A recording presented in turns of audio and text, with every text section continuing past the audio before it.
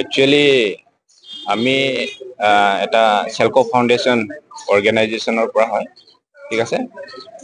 গতিকে সেলকো ফাউণ্ডেশ্যনে এটা non profit organisation হয়, যিটো মানে অসম গভৰ্ণমেণ্ট আৰু বিটিআৰ গভৰ্ণমেণ্ট লগত MOU কৰি পেলাই আমাৰ বিটিআৰ অঞ্চলত বা অসমৰ যিখিনি হেল্থ ফেচিলিটি বিলাক আছে তাতে আমাৰ জৰিয়তে মানে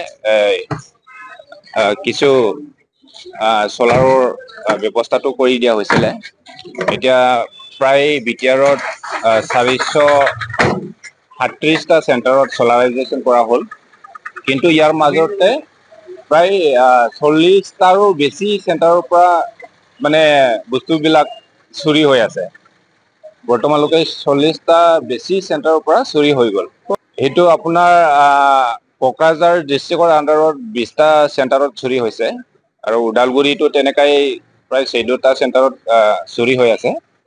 গতিকে আমি সন্মানীয় আমাৰ কোকৰাঝাৰৰ SP ছাৰ লগত যোৱাকালি বহি আলোচনা কৰিছোঁ আৰু ইনফৰমেশ্যনখিনি দিলোঁ, আৰু ছাৰে যথেষ্ট মানে কুইক এটা একশ্যনটো ল'লে, আৰু লোৱাৰ পিছত আমাৰ এই গোসাইগাঁও থানাৰ যিজন আমাৰ SI আছে সেনাপতি ছাৰ, তেওঁলোকে যথেষ্ট মানে গোটেই ৰাতি কষ্ট কৰি পেলাই এতিয়ালৈকে 2জন মানে একিউজক ধৰিব পৰা হৈছে, আৰু 3টা আইডেণ্টিফাই কৰিব পাৰিছোঁ, কিন্তু তেওঁলোকে এতিয়া পলায়ন হৈ আছে। তেওঁলোককো মানে সোনকালে ধৰা হ'ব।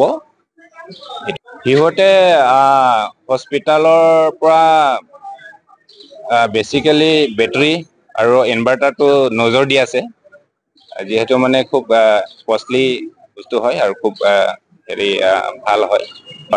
তেওঁলোকে একচুৱেলি ইয়াতে আপোনাৰ গোসাইগাঁৱত এটা এই টেণ্ট হাউচ আছিলে, এই টেণ্ট হাউচৰ মালিকক 3টা বেটাৰী বিকিছিলে একচুৱেলি।